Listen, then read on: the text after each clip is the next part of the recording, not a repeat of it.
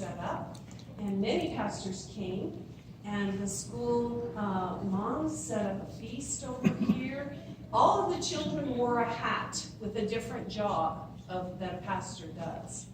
And they talked about it, and the pastors were very, I think, rewarded that and blessed that the kids realized that that's just such an important, big job to do.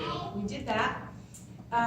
We had our first spelling bee, and it was lots of fun. We had the 3 trophy winners, so I would like to have Carissa stand. She was the first grade trophy winner.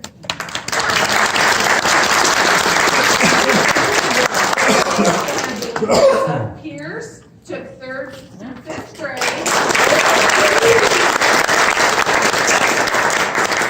And Corbin, right next to him, took the 9th grade trophy. That was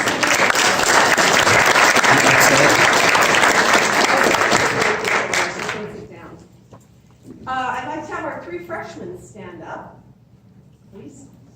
All 3 of our freshmen 9th graders have been admitted into college already. Oh.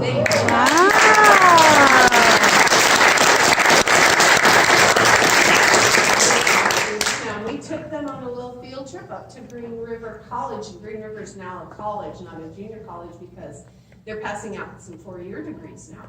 But anyway, they had to go through the verbal and the reading comprehension, a little bit of math, and they were all admitted. So they still have another year to get even higher on that scale, but we know that they are right on target for a very stellar academic career. I want the kindergartners to stand up, please. All of these kindergartners are actually readers of 1st grade material.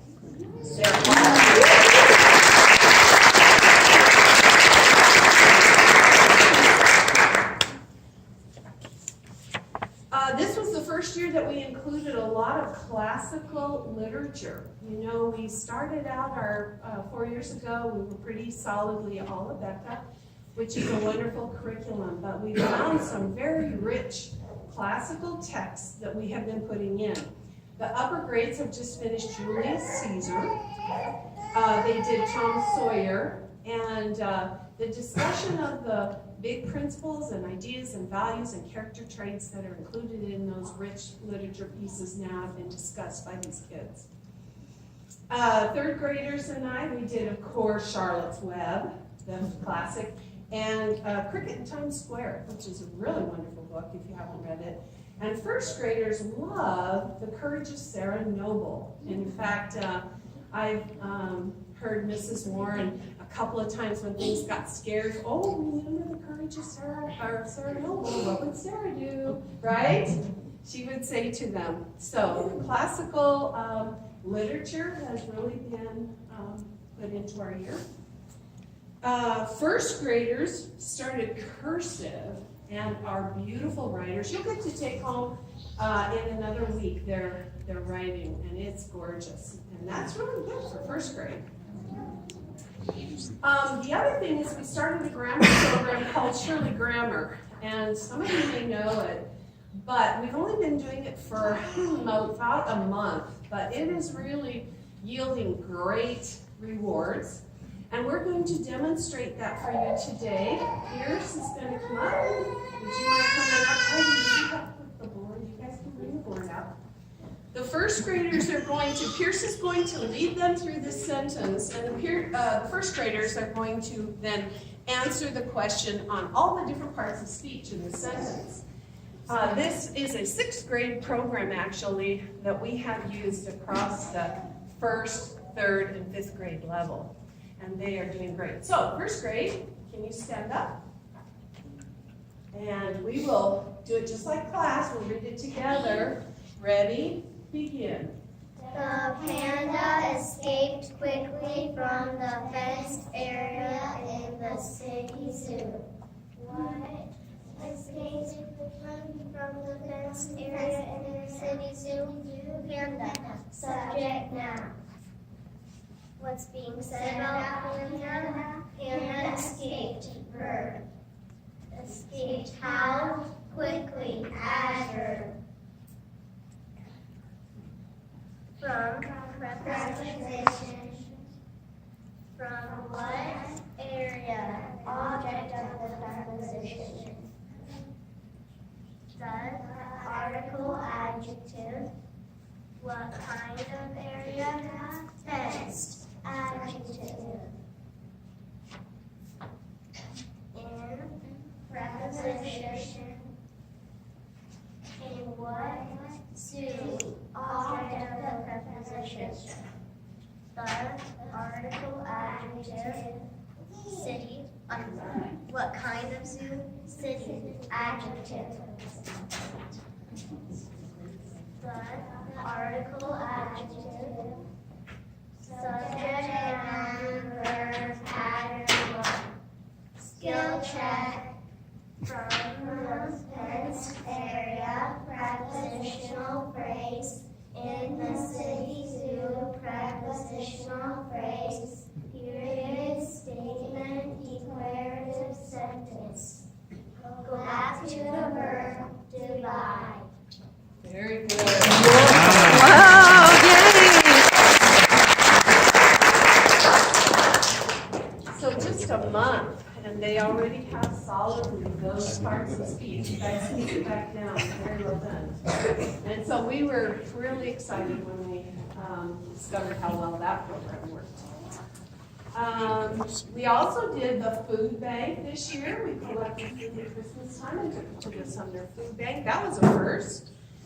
The teachers and I are doing a book study on the 7 laws of teaching. And we've been meeting Saturday mornings at Urban Timber, lots of room there to talk and enjoy fellowship. And the amazing thing is the laws of learning have not changed. And so it's an excellent book, and we're actually working towards certification with use of it. This was the first year that we had a drama class, and you are going to be treated with a, I'm just going to call it classic. Mrs. Reed is going to explain it all to you. You're just going to be really blessed by that. The last thing that's new this year that I want to talk about was, and nobody else knows that I was going to talk about this, it's something that I always wanted. I always wanted to be called Teacher of the Year, and I just never was. I worked really hard, and but I thought I had an opportunity to honor one of my teachers as Teacher of the Year. And you know how hard that decision would be because they are each so very awesome. For example, Sherry takes over whenever I have an administrative thing to do and runs us like a clockwork. Mrs. McKibben is just born for kindergartners. They love her dearly, and Mrs. Warren and the first grade. It's just so orchestrated the way that God did it. But this teacher that I chose is especially good at integrating biblical principles into the classroom. You never, for example, on Valentine's Day, it really didn't dawn on me to talk about anything spiritual about that, but when I saw her teach, she was talking to her kids about the love of God and the biggest love that there was, and that was a lesson to me. She can play foursquare and jump rope. And she's always encouraging to all the teachers. She has an infectious laugh, Mrs. Warren.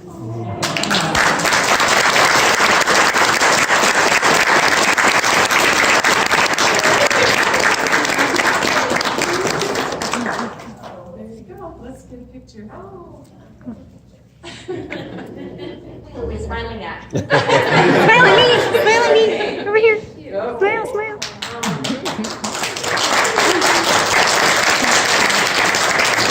Other thank yous that we need to say, we're going to go through those as quickly as possible, but we just can't run a school without everybody's pitching in and helping, and the volunteers have been just enormous this year. So, Oh, the missionaries. Oh, yes, thank you for wearing. I'm back up here a little bit. Before we go to volunteers, we have, this was the first time this year that we had actually 2 missionaries. Kiana, would you stand up? Kiana went to Thailand this year. We helped her do that. I know she got help from a lot of other places, but we really consider her our school missionary, and we're so proud of her because she just brought back wonderful stories. So Kiana's our school missionary.